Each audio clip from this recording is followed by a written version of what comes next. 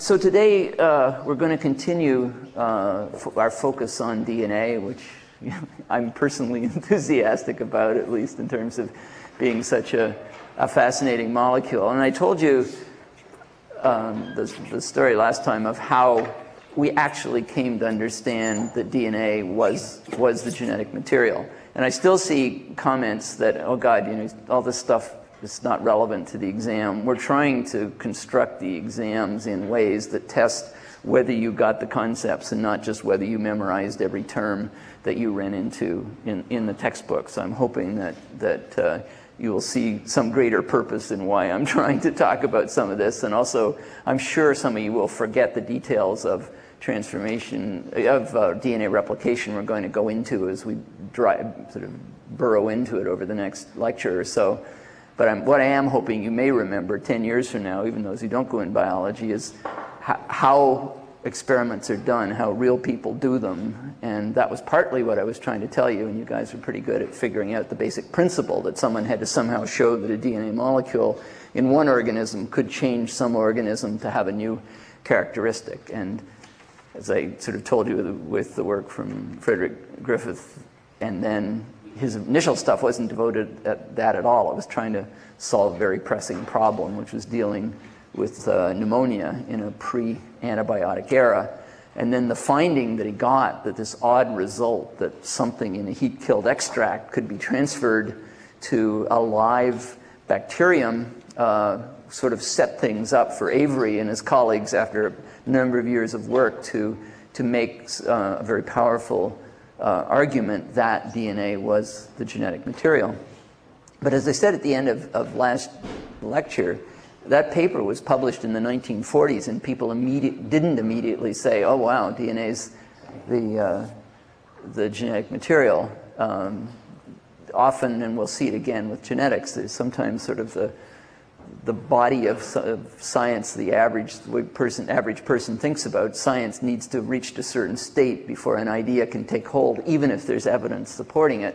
Part of the problem was that chemists had isolated DNA, and the way they used to isolate DNA was really rough on it. Crack the cells open, and what happened, it would all get broken down into little pieces of DNA. And people had worked out the basic chemical structure, that it was the deoxyribose and how the things were joined together, but nobody had ever seen anything more than just these little pieces of DNA. And there was a widely held conception that it was just a monotonous tetranucleotide of G, A, T, and C. It wasn't clear why the cells made it, but it didn't look like anything that could encode information. Whereas they said something like proteins, those seem to be very different. And so the world wasn't quite ready for it. Another thing, and this came from one of the comments here, was someone said they didn't know bacteria could take up DNA from the environment. In fact, most bacteria can't.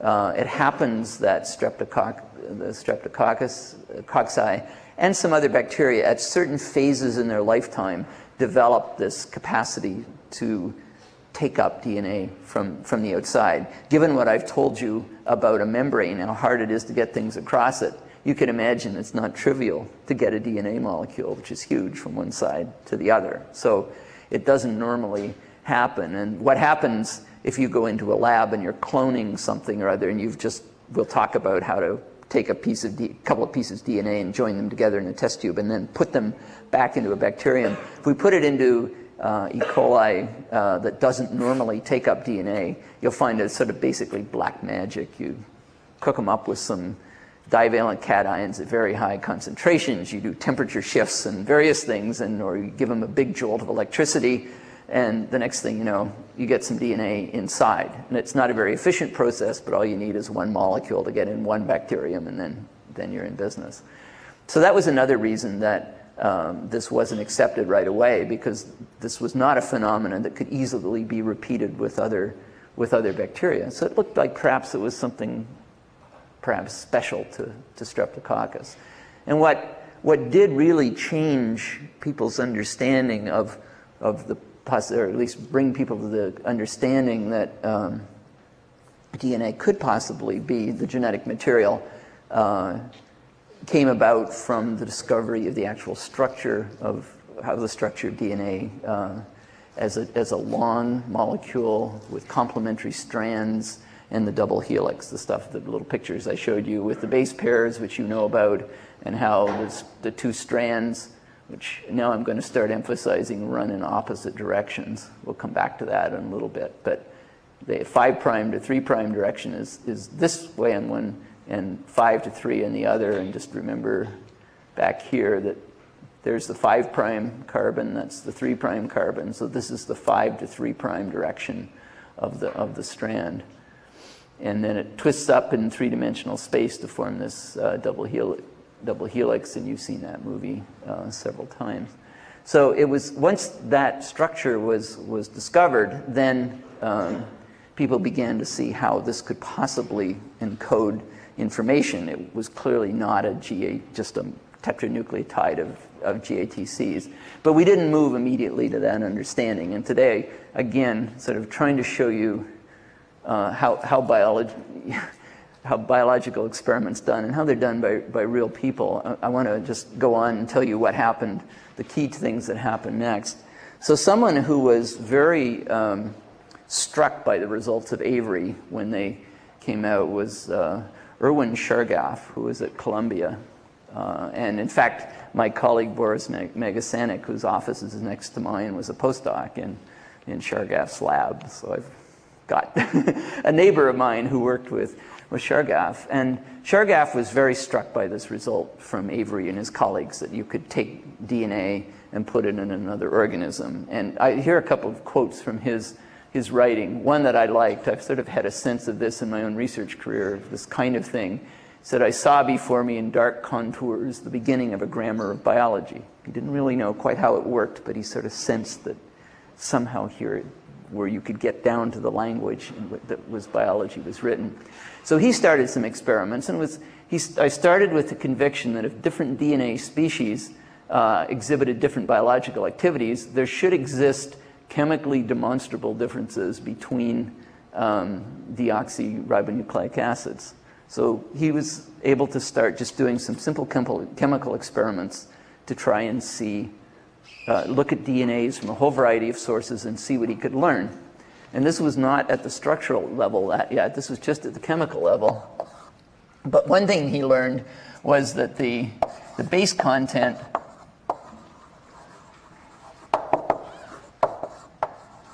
of DNA, that's the AGCT part of it, varied widely between organisms.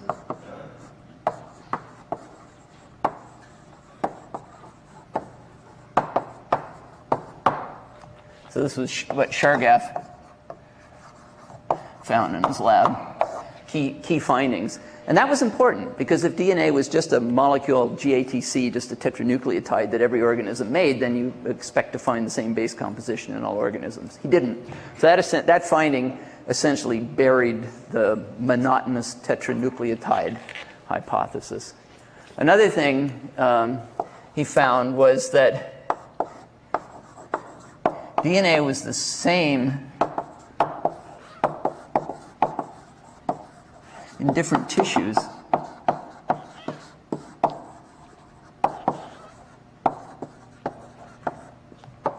From the same organism.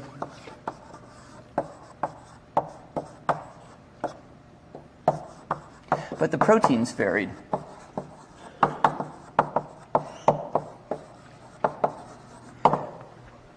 And that's what that's a characteristic you'd expect of something that was the genetic information from the cell, that all cells have to have sort of the major blueprint.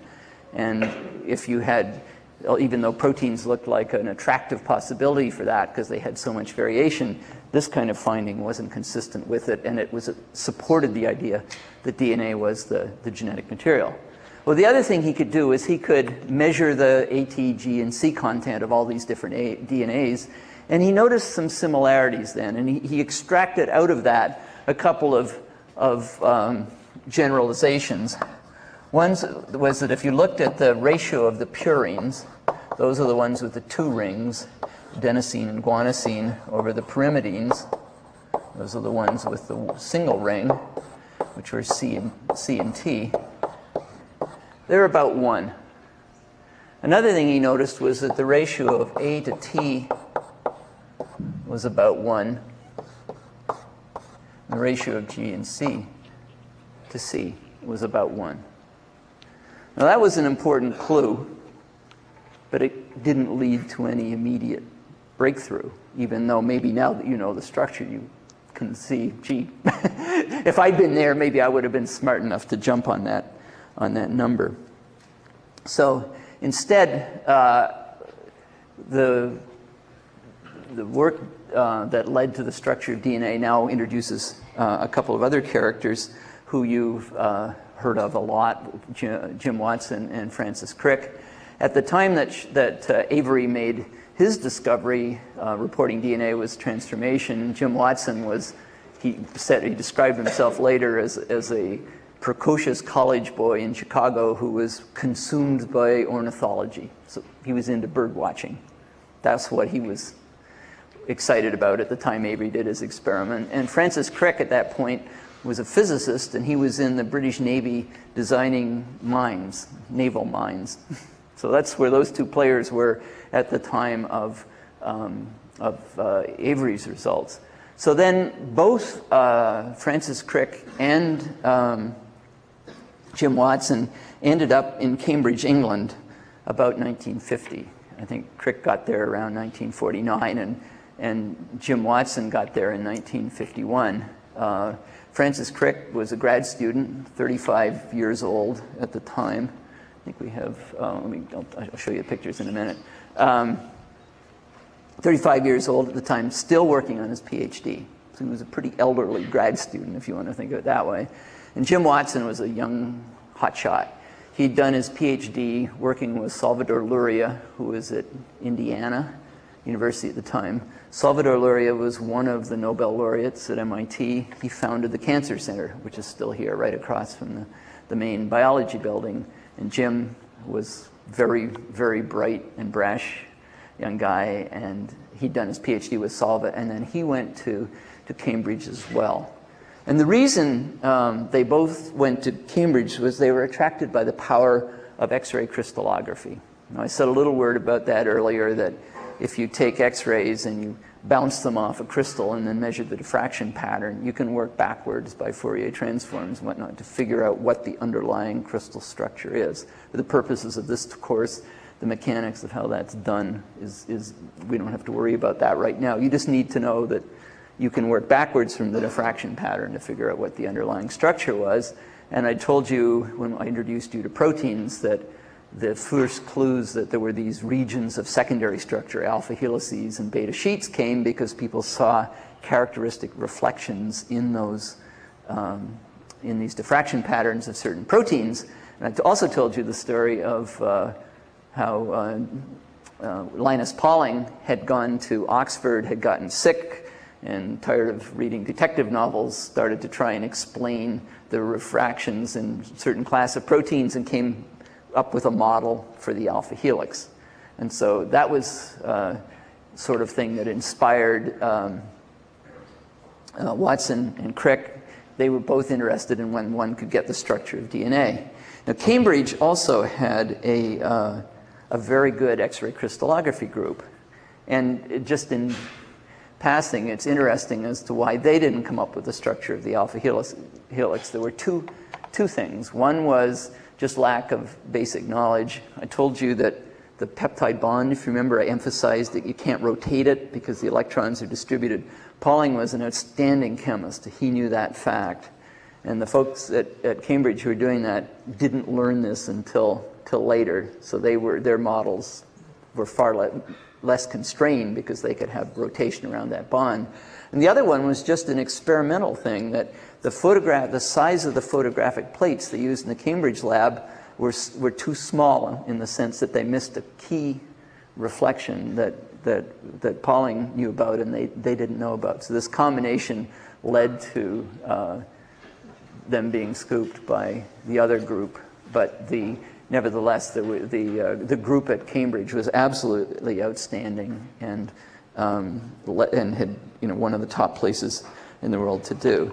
And I showed you a couple of pictures. This is, when I was showing you the transition state, sort of what you get out of a, working backwards from these diffraction patterns is they can measure regions of electron density, and then you fit atoms or fit molecules to the patterns that you see. And if it's all working, you can explain why there are bumps here, there's an oxygen here, and so on. There's another one. This is an ATP that's bound actually in a pocket in a protein. But you can sort of see how beautifully the patterns of electron density deduced from the X-ray crystallography will match the chemical structures that we put on the board. So that was the idea. They were going to work out the structure of DNA.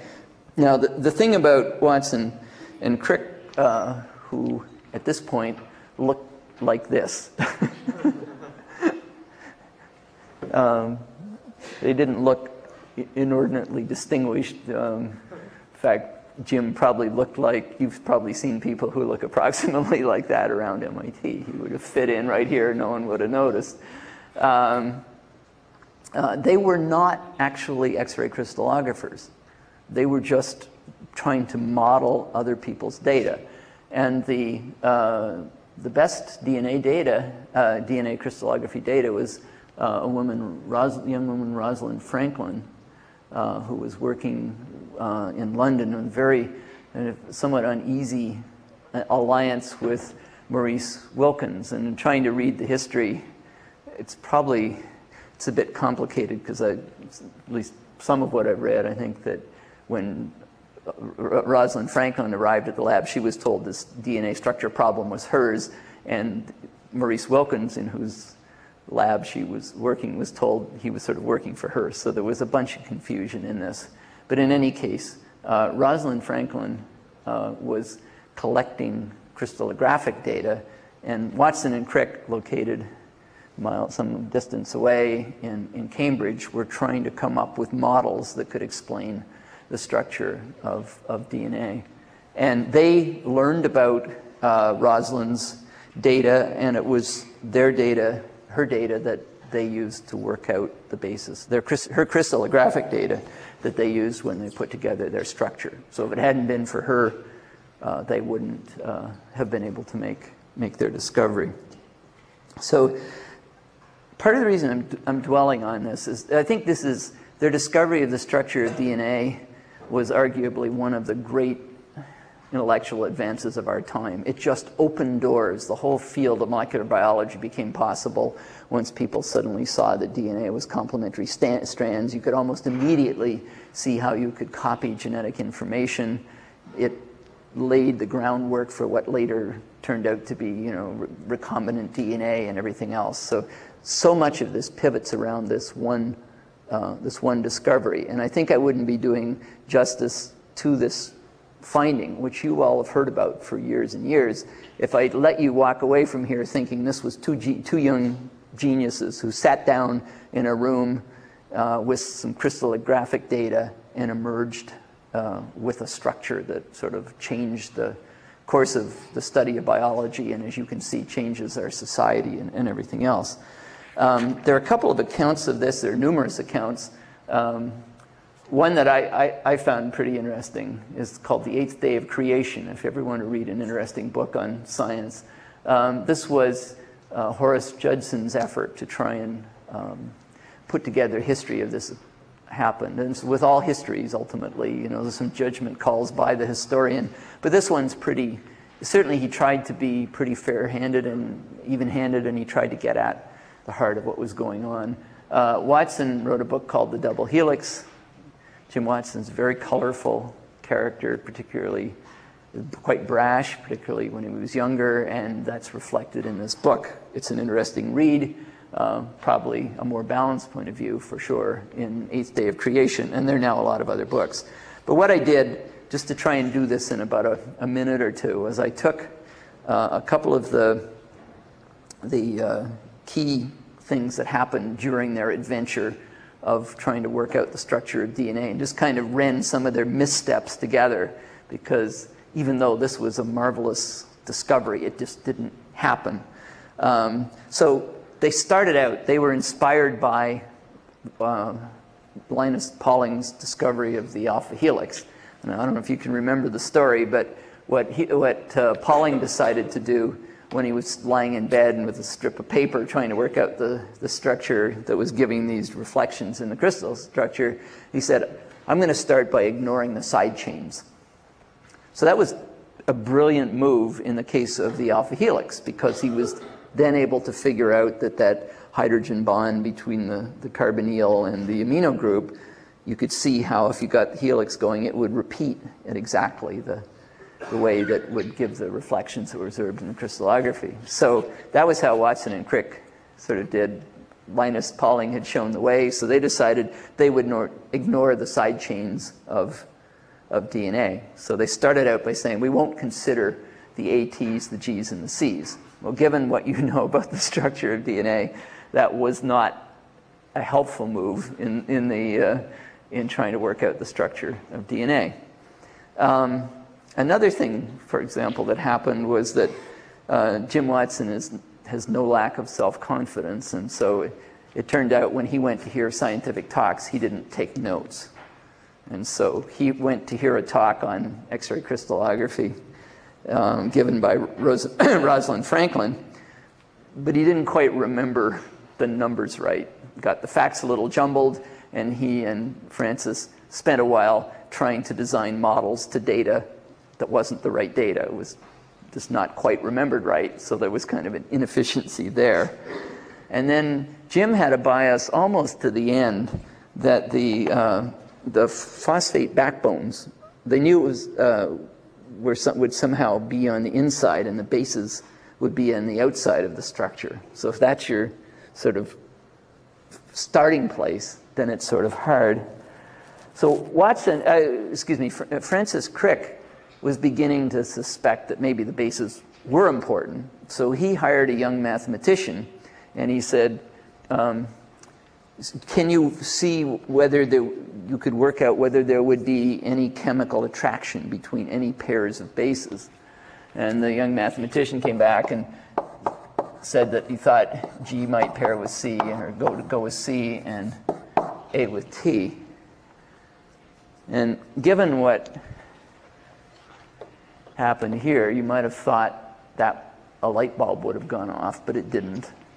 And in fact, Gaff visited them, and the light bulb went off for nobody. And in fact, Gaff wasn't a terribly big fan of what Watson and Crick were trying to do. So the pieces are piling up, but still not there. Then a big experimental advance came from Rosalind Franklin, and that was she discovered that the DNA that they had been diffracting was actually a mixture of two forms. So there were actually two structures in the mix that were contributing to the diffractions. She was able to separate out the two kinds of DNA, DNA A and DNA B, called it. And so now this gave a much clearer diffraction pattern, and that's the diffraction pattern that she saw. And Watson and Crick managed to get a look at this data. It's a little complicated how that happened, but Crick realized almost right away that there were two strands running in opposite directions. So there was the 5 to 3. He could see now knew it was 5 to 3 in one direction and 5 to 3 in the other direction, like that. So you might have thought they were home free, but no. Jim Watson immediately built a model that paired like with like, A with A, T with T, G with G. They wrote it up, and they were ready to submit the paper, and they gave a presentation to their colleagues at the lab in Cambridge, and they were shot down. And one of the key things was they learned the chemical fact that most of the textbooks were wrong at that time in the way that they depicted the structure of guanine. So if you look in your textbook, excuse me, here.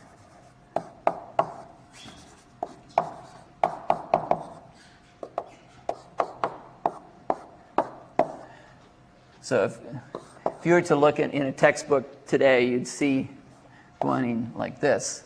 But this is, there's another way you could draw this.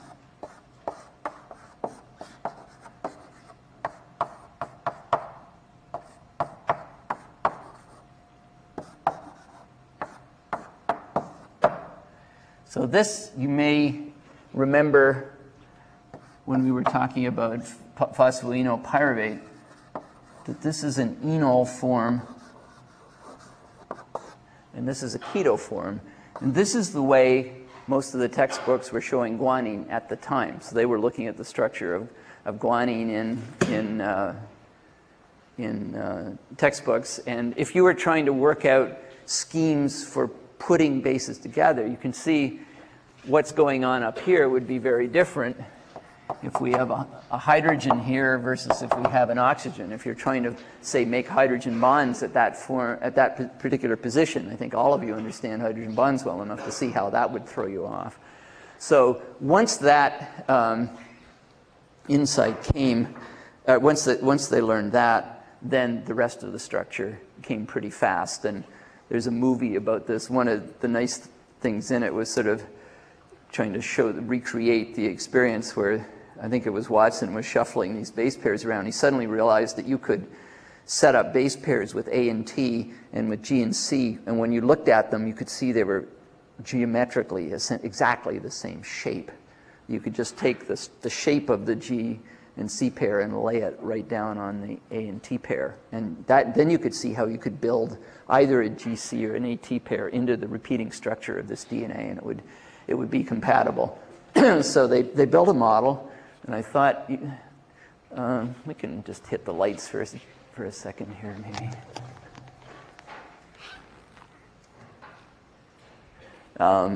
Just let you see what that first model looked like. Looks like something you could hack together in a chemistry lab. They had the bases cut out of metal, and you can see just, here, this retort sort of stands you use in chemistry and various clamps that you'd use for clamping a flask or something if you're doing a chemical lab. That's the stuff that they were using to put the model together. And they published then a paper in Nature that told about this result. That's the entire paper reporting the structure of DNA. And maybe you can see there's a little hand-drawn double helix right there that captures the elements. That is the paper, and that was in the journal Nature. And it had in it, right near the end, one of the coyest sentences in the scientific literature. They didn't want to go into all the details that if you had an A paired with T and G paired with a C and you pulled them apart, then you could replicate the molecule by redoing it. So all they said was, it has not escaped our notice that the specific pairings we have postulated immediately suggest the copying mechanism for DNA. So this is a picture of Jim Watson wearing short pants at Cold Spring Harbor in 1953, reporting this structure of DNA. Cold Spring Harbor is on Long Island. It's been one of the meccas for molecular biology since the 1940s. They have a famous symposium once a year. The topic changes every year and rarely repeats.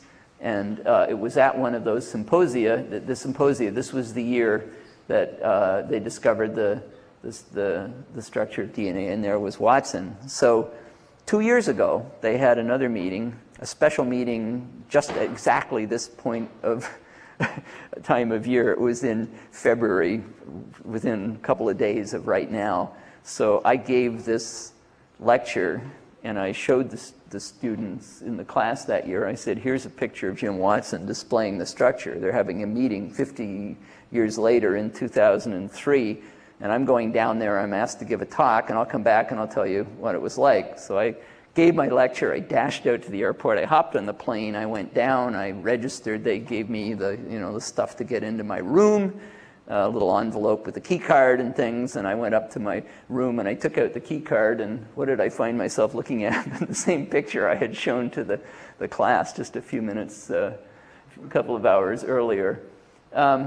Here's another picture of Jim at the time, the way he looked at the time that he made this amazing discovery. That's Salvador Luria, who I mentioned. I'll tell you about him in a subsequent lecture. I was at another meeting a few years earlier where some of the old-timers were razzing each other, and someone showed this picture, and then they got up and they gave it a title, and that was Picture of a Man Picking His Own Pocket. So they would tease each other a lot, and I'm hoping maybe you'll get a chance to hear a little bit more about that soon. This is what Jim Watson looks like now. I got asked to get a picture taken just so you could see he's still around, and he's very active, and still very controversial. I guess this doesn't make much of a difference. Here's a picture of Watson and Crick a little bit later, just sitting out on a porch, Cold Spring Harbor. It's sort of right on the edge of a bay down there, and very relaxed kind of atmosphere that still permeates molecular biology research to this day. Francis Crick just died last July at the age of 88. So we've just lost the link to one of the two people that did this amazing experiment. Okay, so I want to then tell you, set things up for the details of DNA replication. So it was there was a basic principle that came across from this, that you could see how this could work, that DNA was sort of like having a photograph and a negative. And so the information is actually in there twice. It's just in different forms. And when I tell you about DNA repair in another lecture or two, you can maybe see already how useful that is, because if you damage one strand, you're not really out of luck, because you've still got the information in the other strand, and you could probably, on the basis of that, I bet a few of you could devise a repair strategy if you thought about it. But more importantly, for DNA replication, finally gave an insight to this thing that had been vexing people forever. If you had to have all this information for making a cell, and every time a cell divided, and you saw it can happen pretty quickly with something like a bacterium or yeast, how could you accurately copy all that DNA, all that genetic information? How is it stored? How could it be done? And once you saw, it's just a matter of separating the strands, and if there's an A here, put a T there, there's a C, you put a G, and so on. It was a huge breakthrough. But that then didn't tell people how DNA replicated, or even if this is the mechanism. You can actually come up with all kinds of models for how you could replicate things based on this principle, including crisscrossing between strands and all sorts of things. The predominant model, perhaps the simplest one, was called semi-conservative.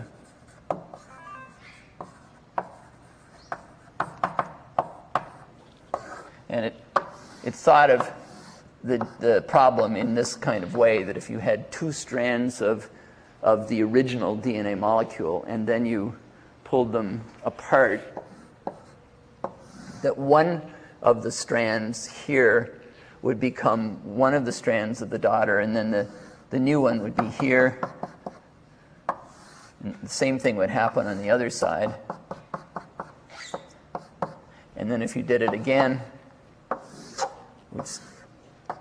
this thing would happen again with a new strand. This time, the skinny strand here be like this. The skinny strand here be like this, and then this one again. We'd have one that was newly synthesized plus one of the originals. So this model, one of the simplest, because it kept this strand intact throughout the whole process, where some of the other models had them being patched back together, all based on the idea that A pairs with T and G pairs with C. But proving this, this was the correct model was then another important advance, and that was done by Frank Stahl and Matt Mendelson. And actually, I think I'll skip this for right now. Matt is a professor up at Harvard, just up at Harvard Square, not very far from here, still very active. Frank Stahl is a professor out in Oregon. He's still active. So a lot of one of the differences about this course is a lot of the things I'm telling you about, and this is pretty old stuff right now, right, in molecular biology. The people who did these are still around and very active. This is most of modern biology is a pretty young scientist, and many of the major characters are still running around and with us today. So anyway, what Frank and Matt and Frank were at Caltech, and they with a bunch of other students had an apartment, and they were sitting around trying to work out a way to figure out this model, and they came up with an idea, and that was to see if you could differentially label what we might call old DNA and the new DNA here. And since it's chemically the same stuff, it's a bit of a trick. How do you tell old DNA from new DNA? So their idea was, since nitrogen comes in two different isotopes, N14, which is the common one, and N15, which is one mass heavier, that maybe you could start out with the DNA, for example, grown in N15, and then when you started replication, switch to N14, and then follow. You'd then be able to tell if you could separate these molecules on the basis of their density, since the one with the N15 would be heavier than the one with the N14, then maybe you could work this out. And the story goes, this has been written, they were sitting arguing about this, or talking about this idea at the table, and it was a good idea, but there was a problem, and that was how could you separate the two kinds of DNA based on their density? So they had a piece of fingernail, and they were trying to see whether they could get it to float by dissolving more and more sugar. They figured if they added more and more sugar, the water would get denser and denser, see if they could float the fingernail. And they weren't able to do it, but they were all chemists, and they had a periodic, probably like some places here on MIT, they had a periodic chart right in their living room. So they went and they looked, and then they looked at sodium, and they went up or down the periodic table, and then they saw cesium. So that maybe, if you took a solution of cesium chloride and you put it in a centrifuge and you spun really hard, then you'd get a gradient of varying concentrations of slightly different concentrations of cesium chloride, and that they could tune that to a range that would discriminate between the heavy and the lighter forms of DNA. So that's the experiment they did, is known as the Mendelson-Stahl experiment. But as I say, these are names of come from real people. And the idea was pretty simple. They grew the bacteria for many generations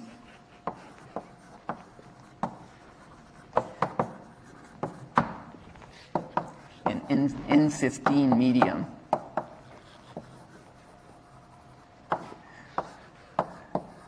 This is the so-called heavy or H isotope of nitrogen. And then at time equals 0 in their experiment, when they're ready to start the experiment, they switched to medium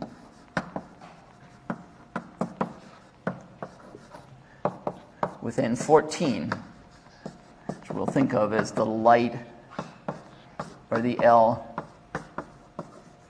isotope. And then they isolated DNA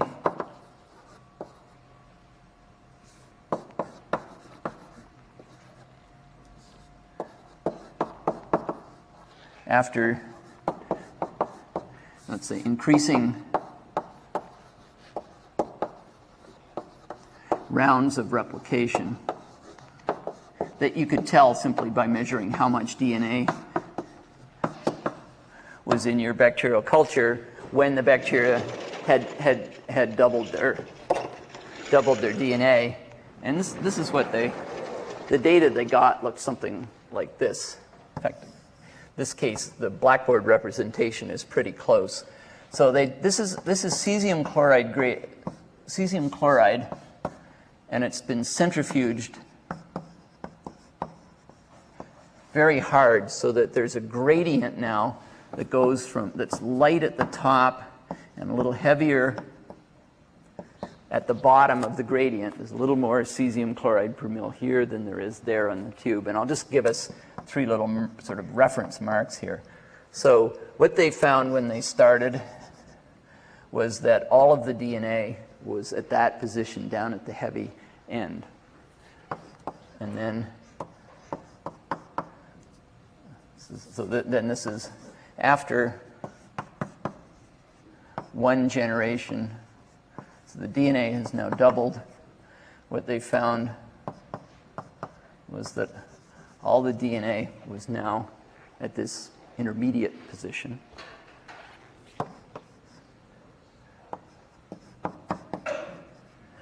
After 2 generations or 2 DNA replications, they now found that some of the DNA was here, some of the DNA was there, and if they went to 3 or more, what they saw was they began to pile stuff up there. And I think most of you could probably make the connection between that data and that picture that I've got up there. This is the heavy, heavy DNA. This is the heavy light, so this would be heavy, heavy, heavy, light, light, heavy. After 1 round, it would all be here. After 2, we have heavy, light, but this one's light, light, light, light, light, heavy. And now, so we've got light, light, the heavy light, no heavy, heavy is ever going to show up again. And the longer you do this, the more you'll get the light accumulating. A very simple experiment done by real people, but enormously powerful, because now it showed that this basic idea, you have the photograph and negative, you pull them apart and copy them, was right. So at this point, begin to see why data of Avery that before people had trouble accepting, all of a sudden, now it's really easy to see why DNA was the genetic material, and this is what sort of ushered in this great burst of molecular biology. So on the next lecture, what we're going to start doing now is this is all great, but once we start figuring out how to replicate it, we're going to have to get down to enzymes and biochemical steps, and there are some formidable challenges to doing DNA, replicating DNA, and it's also awesome. I'll tell you at the beginning of next lecture how much DNA we have and just how accurate it is. It always blows me away. I'll see you then. Take care.